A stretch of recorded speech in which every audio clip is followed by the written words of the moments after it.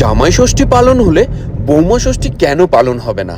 এবার জামাই ষষ্ঠীর দিন ভূতের রাজার যে কোনো আউটলেটে গিয়ে বৌমা ষষ্ঠী পালন করুন আর পেয়ে যান শ্রী বালাজি পান্থনিবাসের তরফ থেকে 1,00,000 টাকার চেক, মহেন্দ্র দত্তর তরফ থেকে ছাতা, ডক্টর চয়েসের তরফ থেকে তেল, মুখরোচকের তরফ থেকে চানাচুর, হিন্দুস্তান সুইটসের তরফ থেকে মিষ্টি, ঋতুফুলনের তরফ থেকে ফল, বি ডাজলিং ফ্যাশন জুয়েলারির তরফ থেকে জুয়েলারি, এছাড়াও রয়েছে এমজি মোটরস। এবার কি করে পাবেন এই গিফটগুলো, কবেই বা পাবেন এবং কোথা থেকেই বা পাবেন, সেই সব সরেজমিনে খতিয়ে দেখতে আমরা পৌঁছে গেলাম ভূতের রাজায়। আরে ভূতের রাজা দিলে বল, কি গো তুমি এখানে আমাকে কেন নিয়ে এসেছো? আমার তো বাড়ি যাওয়ার কথা। চলো না, তোমার জন্য একটা সারপ্রাইজ আছে। সারপ্রাইজ? এখানে? আর সঙ্গে নিয়ে নিলাম আমার বউকে, তার কারণ নারী শক্তিকে নমন করার জন্যই তো ভূতের রাজার এত আয়োজন, যার সাক্ষী থাকবেন এবার কি গো আপনারা। তুমি এখানে? কিরম সারপ্রাইজ দিলাম। বস বস। এখানে আমাকে কেন নিয়ে এসেছো? বলছি দাঁড়া, আমি বলছি। আসলে কি জানিস তো, আমরা দুজনে মিলে একটা প্ল্যান করেছি। দেখ, আমাদের জন্মদিন হয়, তোরও হয়, ওরও হয়, আমাদের বাড়ির সকলেরই হয়, তাই তো? ভাইফোঁটা হয়, জামাই ষষ্ঠী হয়। কিন্তু এই জামাই ষষ্ঠীর দিন না আমার প্রত্যেক বছর খুব মন খারাপ লাগে। কেন বলতো? আমার তো মেয়ে নেই, তাই সবার বাড়িতে যখন জামাই ষষ্ঠী হয় আমার ভীষণ খারাপ লাগে। তুই তো এখন আমার মেয়ে, তাই না? তাই তো? তো আমরা দুজনে মিলে প্ল্যান করলাম যে সবার বাড়িতে তো জামাই ষষ্ঠী হয়, তাহলে আমি এবছর থেকে বৌমা ষষ্ঠী যদি শুরু করি তাহলে কেমন হয়? সেই প্ল্যান করে আমরা তোকে আজকে এখানে নিয়ে এসেছি। আমি আজকে বৌমা ষষ্ঠী পালন করব। কেমন লাগলো? বিশাল ব্যাপার। আর সব থেকে বড় কথা হচ্ছে, এই যে প্ল্যানটা আমরা করেছি এটা কিন্তু তোর বাবা জানে না। তোর বাবাকেও কিন্তু আমরা বাড়ি গিয়ে একটা সারপ্রাইজ দেবো। এবার তুই হয়তো বলতে পারিস যে তুমি এখানে কেন এনেছো, এটা তো তুমি বাড়িতেই করতে পারতো। ভূতের রাজা দিল বরে আসাটা একটা অন্য রকম ব্যাপার। এখানকার পরিবেশ, এখানকার ফুড কোয়ালিটি, এখানকার হসপিটালিটি, মানে এর তো কোনো তুলনা হয় না।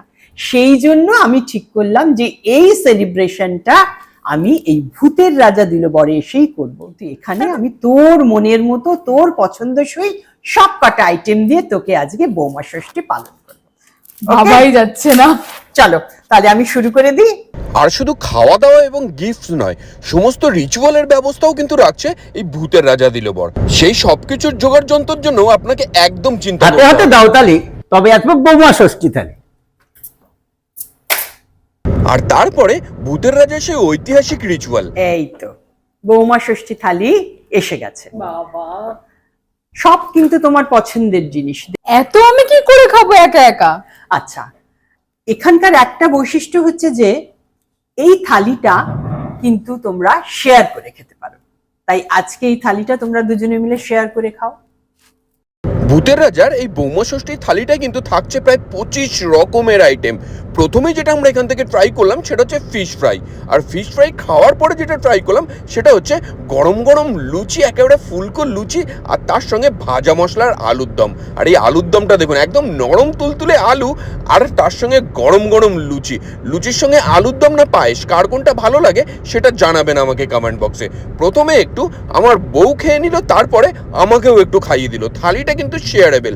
বৌমা ষষ্ঠী ছাড়াও কিন্তু জামাই ষষ্ঠীর অনেক রকমের থালি আছে এবং প্রতিকটা থালি কিন্তু এখানে শেয়ারেবল। আর এই বৌমা ষষ্ঠী থালি থেকে এর পরে যেটা আমরা ট্রাই করলাম সেটা হচ্ছে মাছের মাথা দিয়ে মুগ ডাল, যেখানে মাথার পরিমাণ অনেকটাই ছিল। সাদা ভাতে এরকম মাছের মাথা দিয়ে মুগ ডাল হলে খাবারের শুরুটা কিন্তু একেবারে আঙুল চেটে খাওয়ার মতন। তারপরে থাকছে 5 রকমের ভাজা। এরপরে যেটাই থালি থেকে থাকছে সেটা হচ্ছে কচুর শাক মাছের মাথা দিয়ে। আর যারা যারা এখানে বৌমা ষষ্ঠী পালন করতে চাইছেন তাদেরকে সমস্ত ডিটেলস আমি দিয়ে দিয়েছি ভিডিও শেষে। তারপরেও আরো বিশদে জানতে কমেন্ট বক্সে আমাকে ডিটেলস লিখে কমেন্ট করুন, আর তার রিপ্লাইতে আমি আপনাদের সমস্ত ডিটেলস দিয়ে দেবো। তারপরে এত বড় একটা কাঁকড়া পেয়ে যাচ্ছেন এই থালিতে। এরপরে যেটা আমরা এখান থেকে ট্রাই করলাম সেটা হচ্ছে চিতল মাছের পেটি। আর এই চিতল মাছের পেটির যে গ্রেভিটা হয়েছে দেখুন, একেবারে ঝাল ঝাল ভাবে তৈরি করা হয়েছে, আর অসাধারণ সুন্দর একটা টেক্সচার এবং তার সঙ্গে স্বাদও। গরম ভাতের সঙ্গে খেতে কিন্তু জাস্ট এক ঘর লাগবে যাকে বলে। আর এই বৌমা ষষ্ঠী থালিটা ছাড়াও কিন্তু এখানে রয়েছে জামাই রাজা থালি, বৌমা থালি, মেয়ে জামাই থালি এবং প্রত্যেকটা থালি শেয়ারেবেল। আর এটা খেয়ে নেওয়ার পরে নেক্সট যেটা এই থালি থেকে থাকছে সেটা হচ্ছে আমার একদম ফেভারিট কম্বো, এক পোলাও আর তার সঙ্গে মাটন কষা, যেখানে 2 পিস মাটন কষা আপনারা পেয়ে যাচ্ছেন এবং তার সঙ্গে থাকছে মিষ্টি মিষ্টি পোলাও। পোলাওয়ের ওপরে কাজু কিশমিশ ছিল আর মাটনটা কিন্তু একেবারেই নরম তুলতুলে, একদম রবিবারে বাঙালি বাড়ির মাটন যেরকম হয় ঠিক সেই রকম একটা ফ্লেভার আসছিল। এর আগেও কিন্তু আমি ভূতের রাজায় অনেকবার খেয়েছি, কিন্তু এবার খেয়ে যেন তার স্বাদটা একেবারে অন্য রকমই লাগলো। এরপরে একটু আমপান্না দিয়ে গলা ভিজিয়ে নিলাম। আর জামাই ষষ্ঠী হবে, বৌমা ষষ্ঠী হবে, সেখানে ফলের বাটি থাকবে না? এটা তো হতেই পারে না। এই থালিতে থাকছে কিন্তু একটা ফলের বাটিও, আর শেষে থাকছে চাটনি এবং পাঁপড়। খেজুর আমসত্ত্ব দিয়ে চাটনিটা তৈরি করা হয়েছিল আর তার সঙ্গে মুচমুচে পাঁপড়। আর এই সমস্ত খাবার দাবারের শেষে বাঙালির উৎসবে, বাঙালির খাওয়ায় একটু মিষ্টি মুখ না হলে কিন্তু একেবারেই চলে না। তো মিষ্টিতে এখানে যেটা থাকছে সেটা হচ্ছে আমের সিজনে অবশ্যই আম দই। আমের সিজনে আম ছাড়া যেন অন্য কিছু ভাবতেই পারে না বাঙালি। এবং তার সঙ্গে যেটা রয়েছে স্পঞ্জের একদম সাদা সাদা রসগোল্লা।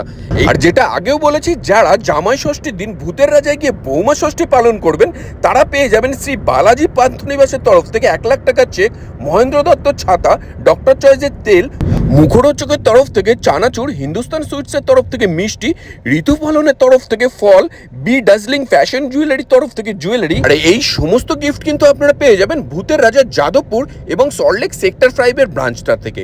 বাকি সমস্ত ব্রাঞ্চ থেকে পেয়ে যাবেন 1 লাখ টাকার চেক এবং ডক্টর চয়েসের তেলটা। আবার আসুন ম্যাডাম। নিশ্চয়ই সবাই ভালো থাকবেন। ভূতের রাজা দিলে পরে আমরা শুধু খেলাম তাই না, বাড়ির জন্য কিন্তু নিয়ে যাচ্ছি।